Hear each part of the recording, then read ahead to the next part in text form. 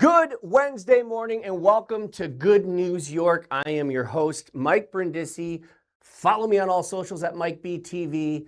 We are sponsored by Ads on the Go, getadsonthego.com. I am alone again. Now, why am I alone? Well, here's the deal.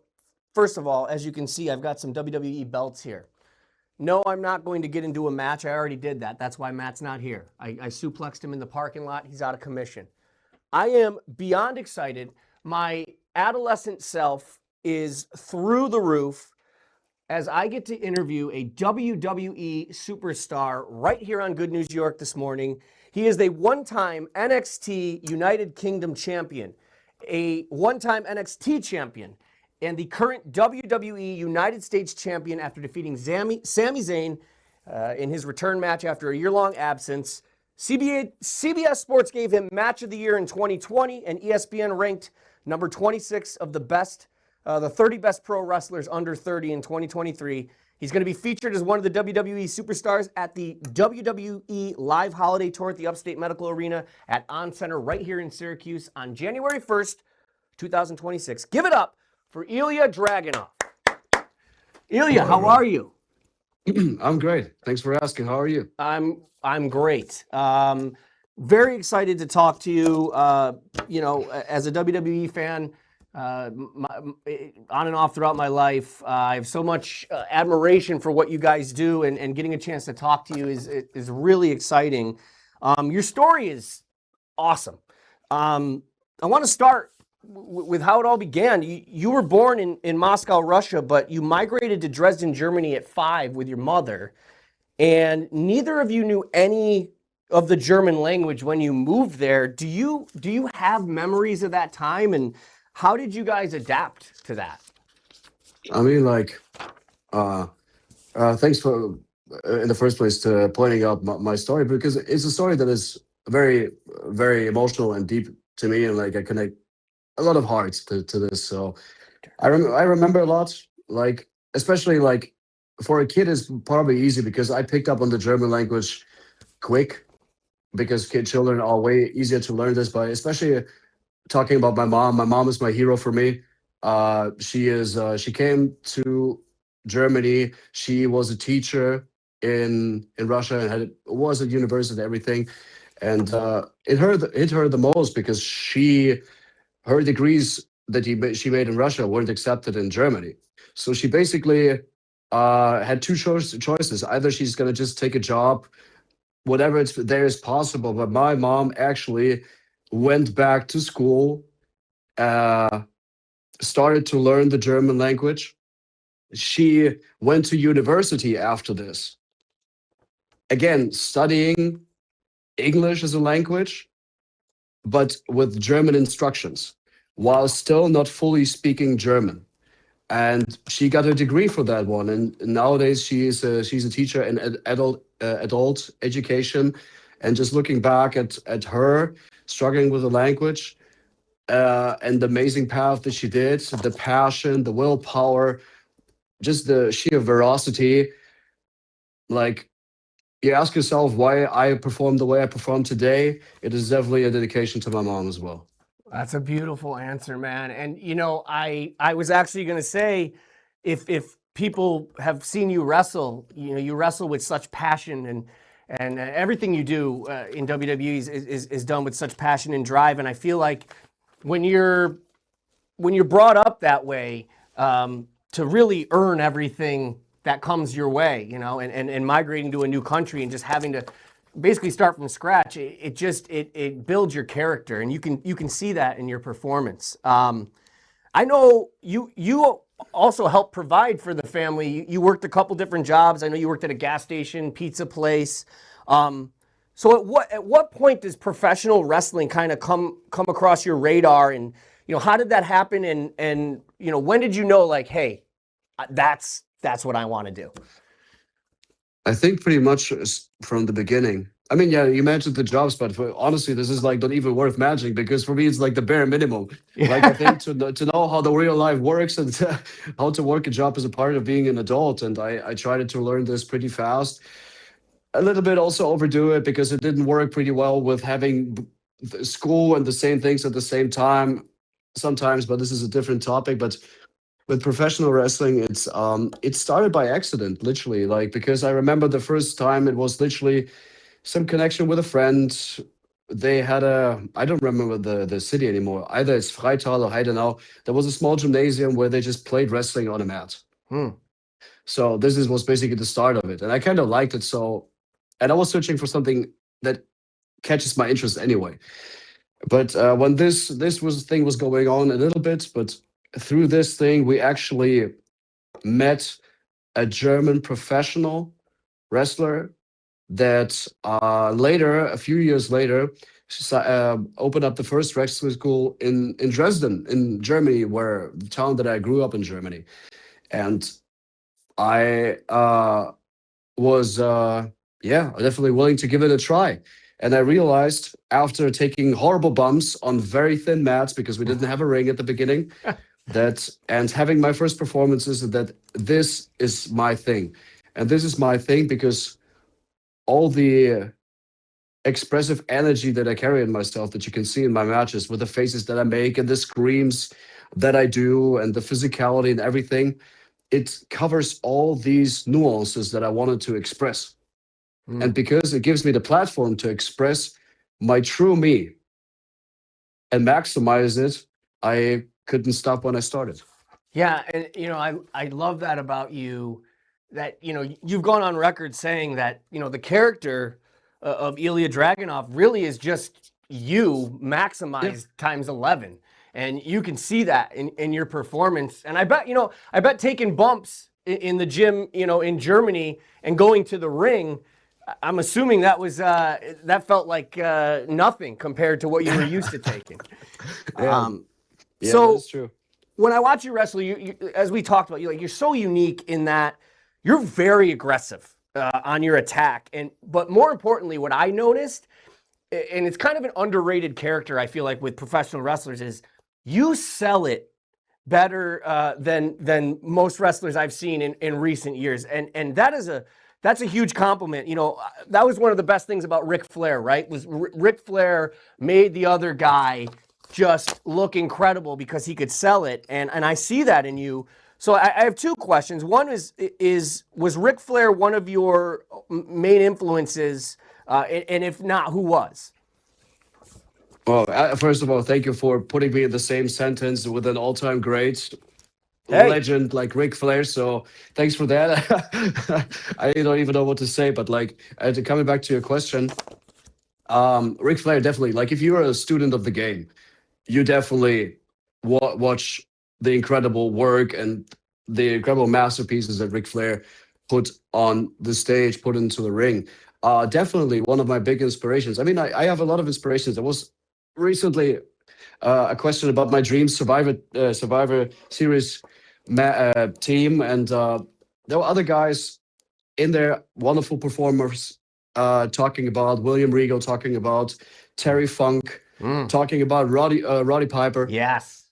Those, I mean, if there's something that you know about these fighters, it is passion. And this is something that always clicked with me. Physicality is something that people will always believe, always. If they, and these performers were like just unapologetically themselves, especially like if you talk about Roddy Piper. And this is something that I take for myself, because I think about persona, something is very specific. People either really love what I do, or they think it's the cringiest thing ever, and they laugh about it.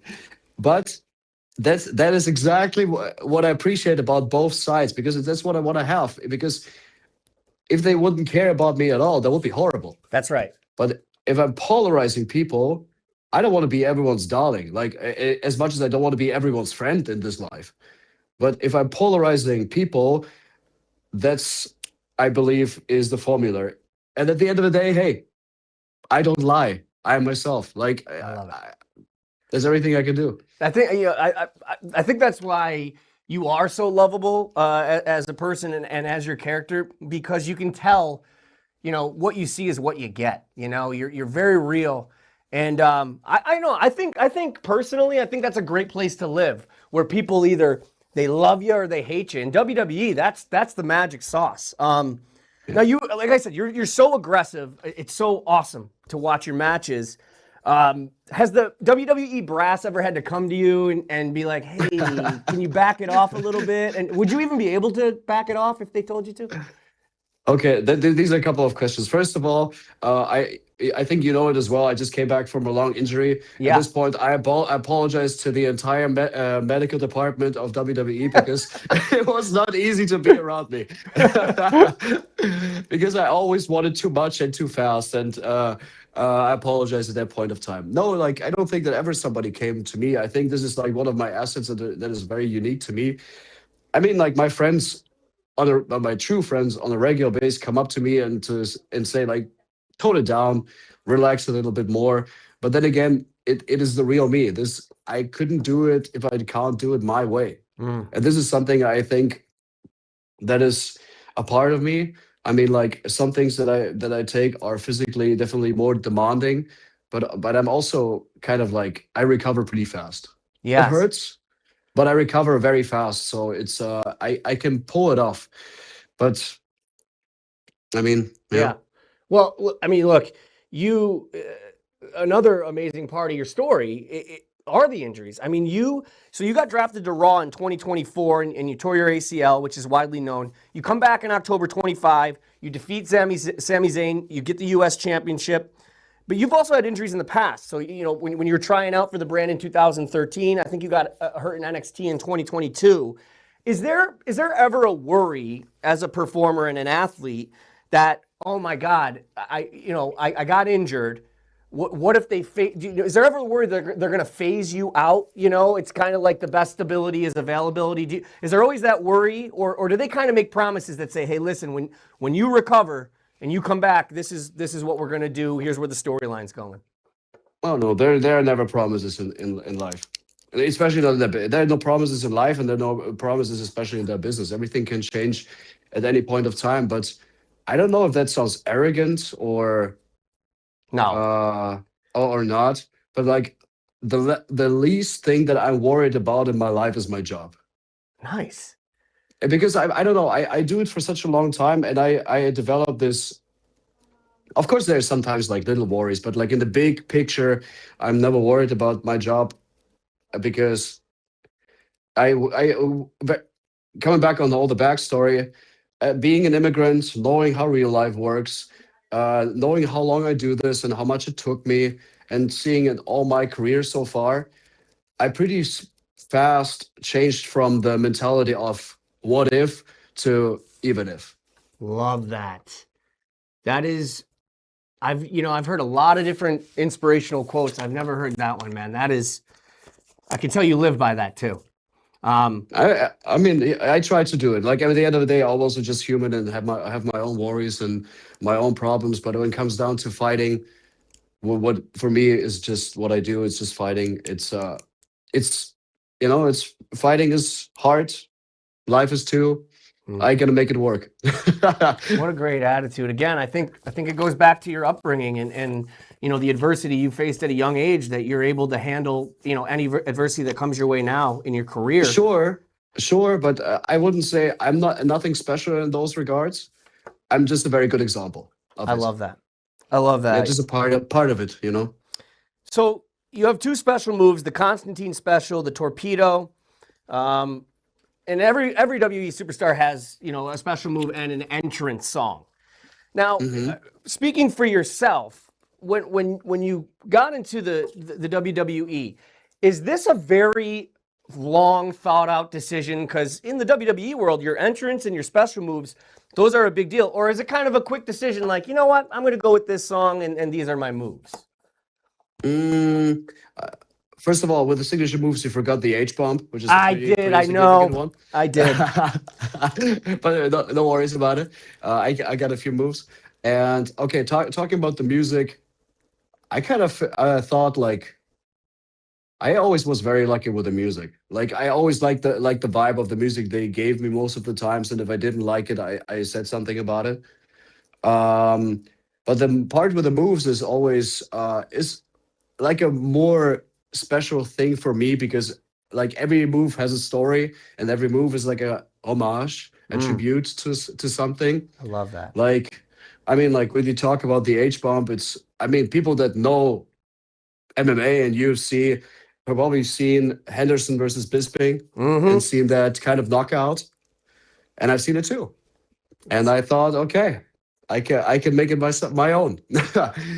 And when it comes to the Constantine special, also it's the most physical expression. Like I don't know what is more brutal than that. When it comes down to the Constantine special, I literally came up with the idea for it and the name for it when I played with my son. Oh, I love And that. my son's name is Constantine. Oh, So I thought, okay, because he's so like my son is he's so creative and so out of the box, like with the things he wants to play sometimes and try are so like I wouldn't even think about it. And then because of his thought process, he inspired me to think in a different way. And I thought, okay, I came up with this idea and you gave me that idea, so this move is gonna be you. oh, man, don't get me crying during this interview because my son and I was a WWE fan growing up, and he's the one that got me back into it. And we have ladder matches in our house, and he brings it out in me. And hearing that your son brought your special move out of you it's just incredible, man. I love that. I want to ask you a few more questions. I want to be respectful of your time. The creative process. Now, I know you can only peel back the curtain so far, but this is something as a writer, performer myself, I've always wondered. Are you and the other superstars, are you sitting in a room full of like a writer's room regularly, or is it more of a nonchalant? They come up to you in the locker room, they say, "Hey, listen, this is what's going to happen tonight. You're going to face this, and this is how it's going to end." So, like, I guess what I'm asking is, like, how far out do you know about your story arc and your character arc? Well, I would say I like to differentiate things in life. So I'm pretty sure that there are a bunch of colleagues of mine who are probably reaching out more about this kind of stuff in advance and possibly sit there and have this conversation and want to be aware of everything. I, for my most part, never did that in a big time. I mean, of course, you reach out and you ask, but I was always like the mentality of, okay, I get something and I try to make it my own. Or to leave my mark on it, like my special signature as me as a performer. So for me, it's mostly like that's what you do. I say, okay, I'm gonna leave my mark on it and try and ask how I can do it in the best way, and try to make sure that every performance that I have could be a promo, could be a fight, that I leave my colors on it. So it's really very different to answer your question. It's very different, but I don't. Again, like I said, I take what I get, and until now, if you look behind me, I see it. I see it. I wasn't necessarily not successful with that. Well, listen, you're clearly very successful. You're the U.S. champion, the United States champion. You see the belt right behind you, which I love that you have that on display. Way cooler than mine. You did win that by way of open challenge against Sami Zayn, and now you're doing the same thing. You're offering an open challenge to defend that same title. I got two questions. Here's the first one. Is there a superstar that you would love to face in the ring in this open challenge, and who is it? I mean, there are a bunch of people that I would love to face. Like, I can give you just three names, for example. I can give you the person who actually introduced me to the main roster in Philadelphia for my appearance right after Mania. That would be Shinsuke Nakamura. That was, that must happen again. It was one of the people that also like inspired me when I started to wrestle. That was a great match. It is talking about a person who was talking about that his time will probably end at some point, rather sooner than later. Would be AJ Styles. That would be I that was just like this thought of it like is just would make me very, very happy.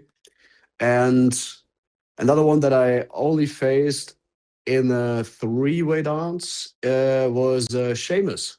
Oh, nice. Because when it comes down to physicality, I think what we could present there, the way we would beat up each other, that wouldn't be forgotten in ages. Dude, I agree. I was hoping you would say AJ Styles because, wow, as a fan, a spectator, that would be just so great to watch because both of the way, you're both very aggressive, aerial. That'd be incredible. All right, Yeah, here's one you've probably been asked before, but I got to ask it. Living or dead? sure. Living or dead, if you could have a match with anyone in WWE history, who would it be? Your choice. Anyone. Anyone. Oh wow. You're the first one asking me that. Oh, wow. Are you? I'm not sure. Maybe not. But I definitely can't remember that question. With anyone. Ah, I know, that's a tough now one. now I need to go through. I now need to go through all my. Oh my God! Of course, one of the major inspirations. I would definitely, let's say two. One thing that people don't expect. I would definitely love to fight Roddy Piper. Yes. That I would definitely love to fight Roddy Piper, and I would definitely fight like an absolute prime Kurt Angle. Oh, dude, great That picks, man. intensity would be off the charts. It Would be sure will. I mean, we all know famously. I mean, shit, Kurt Angle fought with a broken neck. It doesn't get tougher than that. And no, absolutely. Like Roddy Piper, yeah, he's definitely not underrated, but people don't talk about him enough. I love that you've brought him in. He's on my Mount Rushmore. I loved him. We were talking about AJ Styles again. A couple more questions. What are your thoughts on Cena's final run and with other superstars that are on the verge of hanging it up with Randy Orton, AJ Styles? How do you feel about them kind of leaving and the changing of the guard? How do you feel about the new future of WWE wrestling? no, I mean it's amazing. You got amazing talent. I think we don't need to worry about a thing right now. But like leaving that the old guard leaving. I mean, like of course it's first of all inspiring to be a part of it, but also inspiring to see the change and the opportunity that other people get and how people develop. I mean, like you see new stars on the horizon. That's talking about Dominic Mysterio, talking about Braun Breaker. And these are just two examples, like of people that are obviously gonna carry this company on their backs. And I have no intention to do less than that in the future as well. So it pushes me. I mean, like personally, I don't see a competition for myself because the only competition for myself is how much I can express myself, and I'm just working on that. I don't really look around me much in that sense, but this is an obvious thing. But the old guy leaving, especially when you talk about John Cena's last run and his upcoming last match, it is having the opportunity to specifically. I had the opportunity to talk with him like a little for a few times, just knowing how precise and professional his mind is towards the entire business, and having still the opportunity before these guys leave to just have a touch of feeling how their brains work. It is inspiring. I mean, like, I don't think that anyone should ever feel like they need to be the next someone. I think it's important to be the first whole person, you know. But it's definitely a good point in who are the people that pave the way for you. To those guys, are they open to giving advice to the young wrestlers like yourself, or do they kind of keep to themselves? No, it's absolutely there. Absolutely, they are. I mean, it is always also about the thing like how you approach people. Yeah. You know, it's I mean, at the end of the day, we all started at some point. We all had people that guided us through our first steps in this business, and I'm pretty sure that they know how that feeling is to be a newbie or trying to make success. So I felt specifically like talking to John Cena, he was very approachable. Randy Orton as well. Like I don't have a bad experience in that sense. That's great. Two more questions. This one I know you can only say so much, but it's something that I really wondered about. Have you, as a WWE superstar, a performer, athlete, have you noticed any major differences in the way things were under Vince McMahon's ownership as opposed to how the way things are now under the new WWE ownership? I mean, I can't say anything about it because I think I was never. I mean, Oh, it probably affects the main roster more than it affects NXT or NXT UK really back in the time. Because when I came up to the main roster, the that thing already changed, in my opinion. Maybe I might be wrong about this, but to ask your question, no, I didn't. I didn't feel yeah. much about it. No, that does make sense. I mean, I guess that does line up that way that you were kind of back and forth while all that was going on. So January 1st, 2026, you're going to be right here in Syracuse for the WWE Live Holiday Tour at the Upstate Medical Arena on Center. Now, this is a house show. And so for those of you that are listening or watching, a house show basically means it's not a live taping like Raw or SmackDown.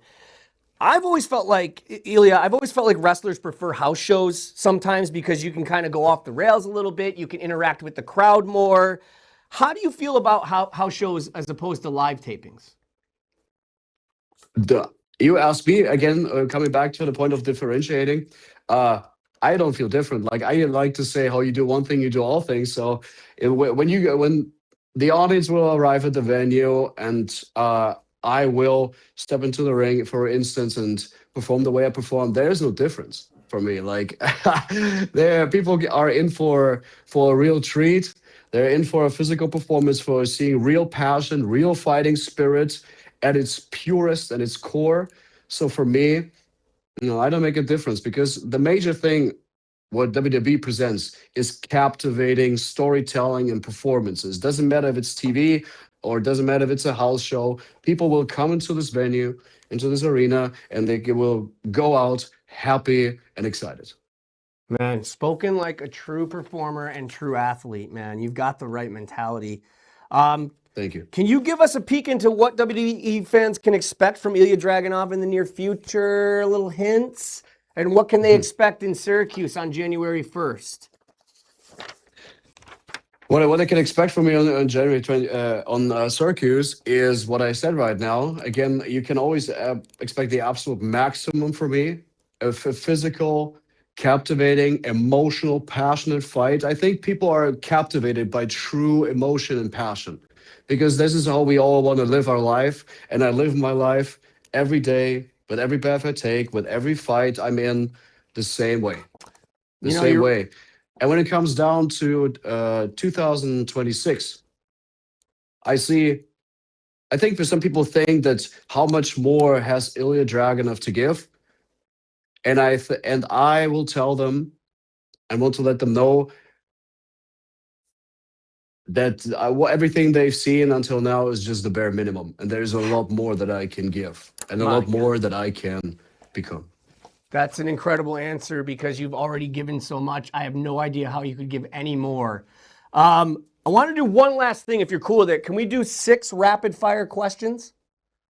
Oh my! I don't know if I can react that quick. Sometimes I'm very slow. But all right, we'll do 6 semi rapid fire. Hold on, I feel like I wanna put this on here. Okay, right. Don't be upset if I'm too slow. I do my best. All right, here we go. Ilja Dragunov, WWE superstar. 6 rapid fire questions. 1, an underrated wrestler, former or current? JD McDonough. Oh. Best heel of all time? JBL. Love it. Best finishing move of all time? It's what comes first? Okay, let's say just what comes out to my 619. Great one. Rey Mysterio. Best theme song of all time? I gotta go with John Cena. That's my wife's favorite, actually. Your favorite pay-per-view event from WWE? You know, like Royal Rumble, WrestleMania. Which one was Rock versus Hogan? I meant like just your favorite to be a part of. Rock versus Hogan was either WrestleMania or SummerSlam. No, it was WrestleMania. It was WrestleMania. I bet with numbers sometimes. But okay, let's skip that one. My personal favorite, NXT Vengeance Day. Okay. If I would write one. Love it. Last but not least, are you hooded figure? No, I do my open challenges pretty straight away. I don't cover I myself know, up. I'm kidding. I had to throw that in there. Ilja Dragunov, it was an honor to meet you and to get to interview you. Thank you for your time. The WWE Live Holiday Tour at the Upstate Medical Arena at On Center is on January 1st, 26. Get your tickets now. Ilja, any last words, plugs, anything you want to say? I think everything that was necessary to say is said and done. But don't forget to tune in on Fridays. Don't forget to tune in when I fight, because when Ilja Dragunov steps into the ring, when the Mad Dragon steps into the ring, pain shall entertain you. Yes. Ilja, I liked you before. You've turned me into a fan. Thank you so much for coming on Good News York. We love you. Best of luck in your career, and I hope we cross paths again. Thanks for having me. Thank you. Wow. And with that, folks, that was one of my absolute favorite episodes of Good News York.